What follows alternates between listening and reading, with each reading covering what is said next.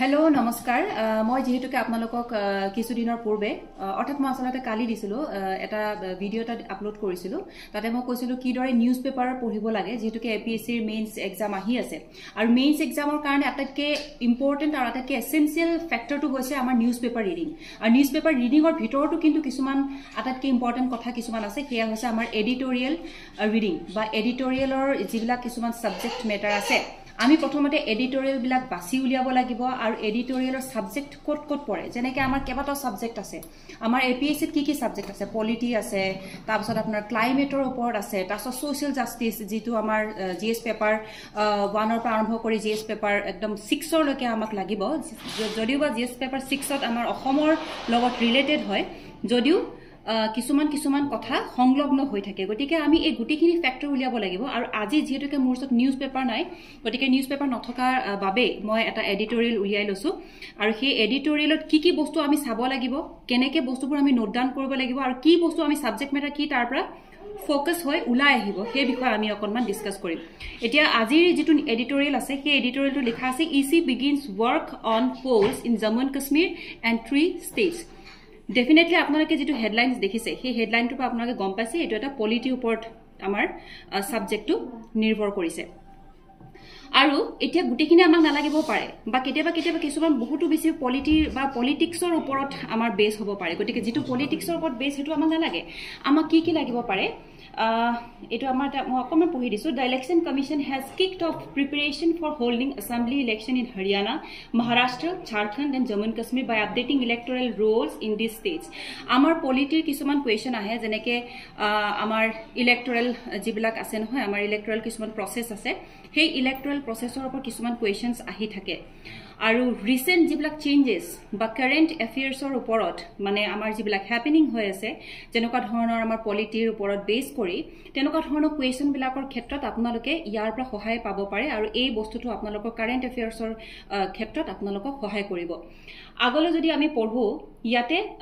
By updating electoral rolls in the states electoral ৰোলছৰ বিষয়ে যেটো আমি সকলোৱে জানো ইলেকশন কমিশন অফ ইণ্ডিয়া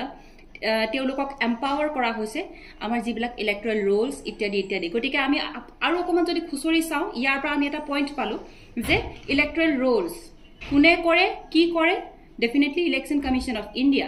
আৰু এয়া কনস্টিটিউশনাল এটা মেন্ডেট হয় কনস্টিটিউশনাল এটা পাৱাৰ হয় কোনে পায় ইলেকশন কমিশন অফ ইণ্ডিয়া আৰু যদি আমি খুচৰি চাও the terms of the existing legislative assemblies will end on November 3 Haryana ক্ষেত্ৰত কোৱা হৈছে November 26 and January 5 2025 and polls are required to be conducted before the completion of their terms তাৰ পিছত লাহে গুটিখিনি নপঢ়ো মই ইয়াতে এটা আছে আমাৰ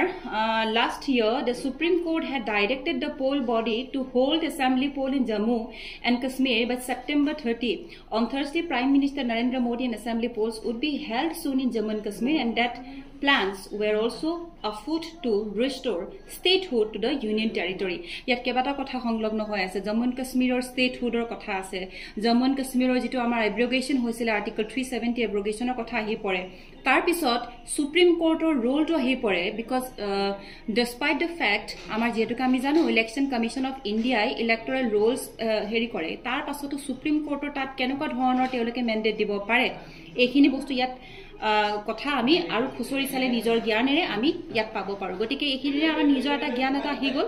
আৰু আমাৰ এটা সহায় হ'ল এটা হেল্প এটা হ'ল তাৰ পিছত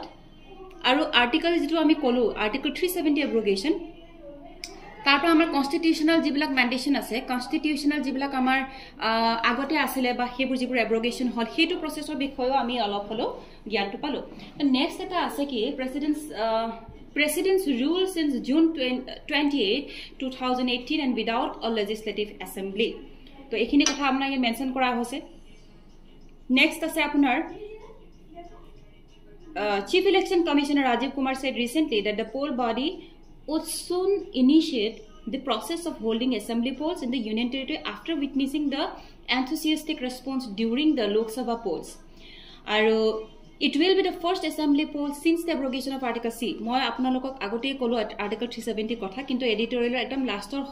phale যেটাকে মই এডিটৰিয়েলটো আগতে পঢ়ি সোৱা নাই একদম ডাইৰেক্টলি আপোনালোকক আগতে পঢ়ি দেখাইছো কিন্তু ইয়াত আপোনাৰ আৰ্টিকল 370 কথা মেনশন কৰা আছে গতিকে অটোমেটিক্যালি কি হয় আপুনি যেন ৰাইটাৰ জনৰ লগত কথাখিনি পাতিহে কামখিনি কৰি আছে এনেকুৱা ধৰণৰ এটা অনুভৱ হৈ যাব যেতিয়া আপোনালোকে খুব এই এডিটৰিয়েল পঢ়ি থাকে এটা article 370 and the bifurcation of Jammu and Kashmir into 2 union territories, and the poll body said July 1 would be the qualifying date for the electoral rolls update. Our electoral rolls jibilak updation thake he updation or karone July 1 would be the final date. Thus the pre-update exercise will begin in June 25 to set up the rationalized polling station at location most convenient to electors in group housing societies, slums, city outgrowths and rural areas. Aru the opposition Congress buoyed by the Lok Sabha showing will hold a series of strategy meeting next week of Maharashtra, Haryana, Jharkhand, Jammu and Kashmir. Gotike e gutekhinite amar obviously lastor part khini okoman politics or jibilak amar present politics mane dhok amar jibilak party politics he party politics or bikhoy likha ase kintu however ami keneke pick up koribo lagibo keneke constitution keneke subject bilak mane tar pra ami anibo lagibo he bikhoy ami janibo lagibo aru gutekhini amar karone সম্ভৱ নহয় পঢ়াৰ কিন্তু নহলেও বা সম্ভৱ কেতিয়াবা এনেকুৱা হয় আমি প্ৰথমতে কিন্তু যেটো এডিটৰিয়েল আছে সেই এডিটৰিয়েলটো এবাৰ পঢ়ি চাব লাগে পঢ়ি চাই তাৰ পৰা আমি কোন কোন কেটা সাবজেক্ট বাছি উলিয়াব পাৰো সেই বাছি উলিয়াব পৰা সাবজেক্ট কেটা আৰু তাৰ পৰা সংলগ্ন আৰু কিবা কাৰেন্ট এফেয়াৰ্স আছে নেকি যেনেকে আৰ্টিকল 370 কথা কলো আৰ্টিকল 370 কনস্টিটিউশনৰ ভিতৰত পৰে আৰু হেয়া আমাৰ পলিটি যেটো সাবজেক্ট হে পলিটি সাবজেক্টৰ ভিতৰত পৰে আৰু বাকি আমাৰ কেটামান আৰু আছিল আমাৰ ইলেকশন কমিশন অফ ইন্ডিয়া কথা তাৰ পিছত the role of supreme court in the electoral process or in the election process কেনেকে সুপ্ৰিম কোৰ্ট আহিব পাৰে বা কেনেকে election commission of India electoral rolls বিলাক প্লে আউট কৰে এই সকলোখিনি বস্তু আমি যেতিয়া ভাগ কৰিম এটা এখন ডায়েৰী লব এখন হেৰি লব তাৰপিছত ডায়েৰীলে আপোনালোকে ভাগ কৰিব আৰু তাৰ পৰা আপোনালোকে সাবজেক্ট মেটাৰখিনি এক্সক্লুড কৰিব মই যেতিয়া পঢ়িছিলো তেনেকে পঢ়িছিলো এক্সক্লুড কৰি আৰু হেখিনি হল সাবজেক্ট মেটাৰছৰ বিষয় কলো তাৰ পিছত আমাৰ আটাইতকৈ ডাঙৰ বস্তুটো হল এডিটৰিয়েল পঢ়িলে আমাৰ আটাইতকৈ বেছি জ্ঞানৰ পৰিসৰটো বাঢ়ে দ্বিতীয়তে আমাৰ যেটো writing habit one of the most important factor in means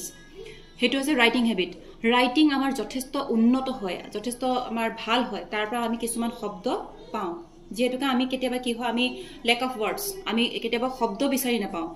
লিখিবলৈ সময় কিন্তু যেতিয়া আমি এডিটৰিয়েল পঢ়িম তেতিয়া আমি এই শব্দৰ কাৰণে আমাৰ সহায়ক হয় আৰু এডিটৰিয়েলছৰ এইদৰে আমাৰ সহায়